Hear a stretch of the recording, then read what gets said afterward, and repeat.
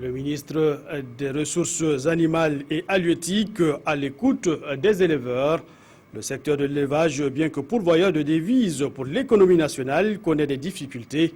Une meilleure connaissance de l'ensemble des préoccupations devrait permettre la prise de décisions adéquates.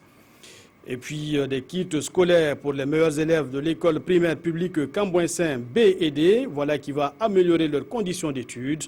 Un geste de bon voisinage, dit-on, et de la part d'une entreprise spécialisée dans le développement et la promotion des énergies renouvelables. Au-delà du geste, il faut aussi inculquer à ces jeunes la notion de l'énergie verte.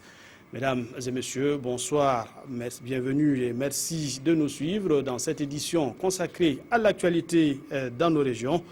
Cela dit donc, leur voix est aussi importante pour le développement de le secteur qui contribue pour plus de 18% au produit intérieur brut du Burkina. Les acteurs de la filière élevage de la boucle du Mouhoun exposent leurs préoccupations à leur ministre de tutelle. Le secteur fait en effet face à des difficultés qui appellent des solutions pressantes. Promesse a été faite d'examiner certaines pour apporter des solutions. On voit tout cela avec Bakary Seri, Christophe Traoré et Nayal Gdopol Savadogo. Faire un diagnostic de l'ensemble des préoccupations liées au secteur de l'élevage et de la pêche afin de mieux orienter les actions en faveur des différents acteurs, c'est l'objectif de cette rencontre avec les producteurs de la région de la boucle du Mouhoun.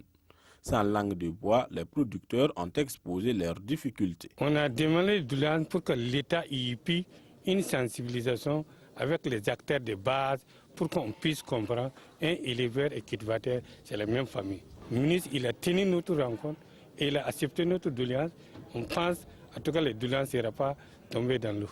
Ce cadre d'échange va permettre au ministre des Ressources animales et halieutiques de prendre des mesures concrètes en faveur des producteurs et éleveurs. Il promet se pencher sur les différentes préoccupations. Ça a été très fructueux. Nous allons ensuite aller à Ouaga et à travers un conseil de cabinet, nous allons essayer d'examiner toutes ces doléances, toutes ces préoccupations afin de voir dans quelle mesure nous pouvons apporter des solutions. Cette visite a été aussi l'occasion pour les ministres de visiter une mini-laiterie locale à Dédougou, fruit de la coopération entre l'Union régionale des éleveurs de la boucle du Mouhoun et l'Organisation néerlandaise de développement. Économie, la question du fonds de garantie commerciale exigé aux commerçants pour l'octroi de crédit bancaire au niveau des institutions financières pourrait ne plus être bientôt qu'un mauvais souvenir. Pour cela, il faudrait que chaque commerçant accepte de participer à la levée de fonds lancée par le SINACOMB, le syndicat national des commerçants, avec une souscription de 20 000 francs CFA. La somme de plus de 100 milliards de francs CFA pourrait être levée pour le financement de leurs activités. Une opération a été lancée ce week-end à Koudougou. On voit tout cela avec Daouda Ouattara et Zalissa Sanfo. Panique. C'est l'état d'esprit des commerçants dans les différents marchés. Une affirmation du secrétaire général du SINACOMB, le syndicat national des commerçants du Burkina. Un état d'esprit né des incendies à répétition dans les marchés. Et à cette conférence de presse, le syndicat a dit toute sa volonté de créer un environnement serein pour ses membres. Ainsi, il insiste sur la nécessité de la mise en place d'un comité de veille et de surveillance dans les marchés. Afin de trouver une solution à l'organisation du secteur du commerce et lutter contre l'incivisme, le SINACOMB a mis en place des bureaux dans les arrondissements, des riverains et les marchés et yards.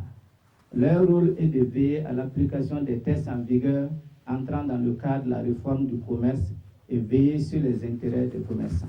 Et les journalistes de s'inquiéter sur d'éventuelles dérives que pourraient occasionner ces comités-là. Roch Nagalo de les rassurer que des concertations sont en cours pour former ces derniers. Certains aussi pensent que l'anarchie qui règne dans ces marchés pourrait être source d'incendie. Le SINACOMB ne nie pas ce fait. Et il dit être à pied d'œuvre pour sensibiliser et mieux professionnaliser ses membres. sociale, la jeune chambre internationale Ouaga Elite est soucieuse du bien-être des femmes marginalisées du centre d'El-Wende de Tanguin. Elle y a organisé une journée de partage et de parrainage. L'idée est de redonner le sourire à ces dames victimes d'exclusion en leur offrant un peu de soutien affectif.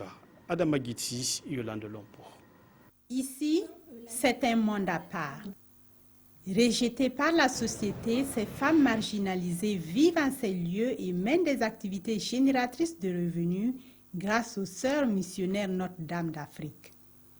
Aujourd'hui est un grand jour pour elles, car les membres de la jeune chambre internationale Ouaga Elite établiront des relations mère-enfant avec chacune d'entre elles. Il sera exigé d'établir une relation de mère-enfant avec cette dernière pour tout le restant de sa vie. Et en plus de ce parrainage, la JCI Ouaga Elite leur offre du riz, du savon, des moustiquaires et des sandales.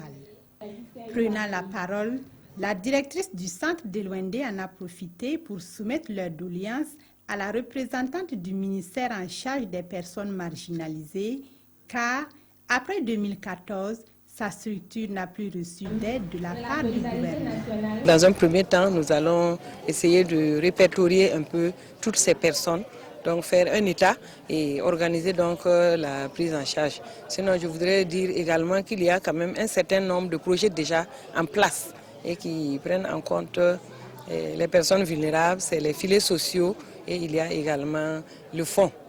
Privées de leurs droits fondamentaux, ces femmes qui ont tout perdu, y compris le droit de vivre aux côtés de leur progéniture, retrouveront le sourire en redevenant mères par le biais de ce parrainage. Voilà, je vous le disais en titre, voilà qui va encourager ces écoliers de l'école primaire publique Cambouensin B et D, déjà assidus à travailler davantage. Leurs conditions d'apprentissage s'améliorent avec cette dotation en kit solaire. Le geste est d'une entreprise voisine à leur école, spécialisée dans le développement et la promotion des énergies renouvelables. Derrière la contribution à l'amélioration de leurs conditions d'études, il y a aussi la promotion de l'énergie verte. Moussa Ouedraogo et Ramatouzida. Ces techniciens d'un jour en pleine séance de démonstration font partie des plus méritants de l'école primaire publique Cambouensin B et D au titre du premier trimestre de l'année scolaire 2015-2016. Au nombre de 24, ils reçoivent chacun un kit composé d'une plaque solaire et de 2 lampes. Une des lampes va être fixée dans leur domicile pour les études et l'autre servira de torche pour faciliter leur déplacement dans l'obscurité. Ça va me servir d'apprendre mes leçons pour mieux avoir la moyenne, la composition qui vient de lundi. Avec la lumière, nous disons que l'enfant peut vraiment se mettre à la tâche. Le geste, estimé à environ 1 500 000 francs CFA, est de l'entreprise Cirea Afrique qui œuvre à faciliter l'accès à l'énergie solaire en milieu rural et périurbain. À travers ce don, Cirea Afrique veut contribuer à l'amélioration des prochains résultats scolaires de cette école. Nous avons commencé par l'école primaire publique de Cambouensin pour déjà montrer la valeur du solaire à un bas âge. Que les élèves s'approprient avec de la culture solaire à un niveau déjà élémentaire.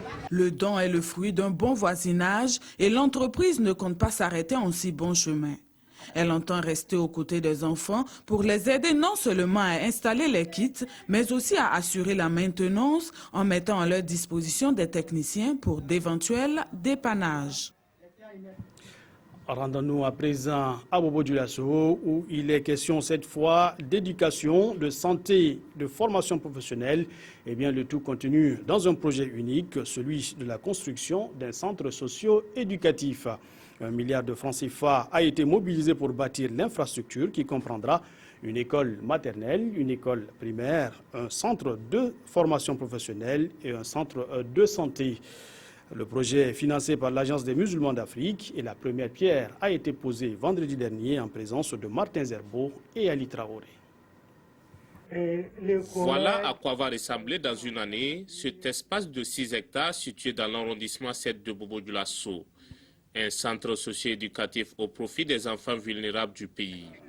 D'un coût de réalisation estimé à 1 milliard de francs CFA, ce centre comprend une école maternelle, une école primaire, un centre de formation professionnelle et un centre de santé. On est en train de poursuivre une stratégie qu'on a eu ça depuis 30 ans. Donc, comme vous avez vu, donc on a jusqu'à maintenant 6 centres socio-éducatifs. Et j'espère qu'on partage les mêmes objectifs avec le ministère de l'Éducation. Donc, on cherche toujours l'intégration et l'insertion sociale. L'intégration et l'insertion sociale des populations sont également des défis à relever par le gouvernement. À cette cérémonie, l'œuvre de l'ONG Direct Aid a été saluée à sa juste valeur dans la mesure où elle va accroître l'offre sanitaire et éducative. Le développement commence par l'éducation. Quel que soit ce que vous voulez faire, il faut que les acteurs soient qualifiés pour agir, quel que soit le métier qu'ils veulent faire. Et c'est la qualification des gens qui rend donc les actions possibles dans une certaine qualité. Belleville est un vaste quartier et un quartier qui manque beaucoup d'infrastructures, et la construction de ce centre vient nous réjouir et enlever une grosse épine de nos pieds. Les populations qui ont abandonné leurs terres au profit de ce centre ont par ailleurs émis des doléances aux autorités. Des autorités qui ont promis de se pencher sur la question. Culture, pour finir avec la 11e édition du Grand Face-à-Face, un concours artistique interscolaire, universitaire et école professionnelle de la ville de Koudougou. Samedi dernier, 8 établissements étaient aux prises sur scène et pour la 5e fois, c'est le lycée municipal de Koudougou qui s'est adjugé le trophée. Le point avec Kwalen Abiye et Aruna Mare. Le lycée municipal de Koudougou, meilleur établissement de la 11e édition du Grand Face-à-Face. Ce concours artistique met ici en confrontation 8 établissements secondaires et supérieurs et les écoles professionnelles de Koudougou. 3 h du matin, le jury est sur le podium, c'est le suspense. Au finish, c'est la prestation en playback, ballet moderne et battle du lycée municipal qui se classe les 7 autres concurrents. On ne s'est pas laissé faire. Dès le début, on s'est battu comme il peut. Les répétitions passées par là, franchement, on s'est battu jusqu'à la dernière minute et voici les résultats. À cette finale,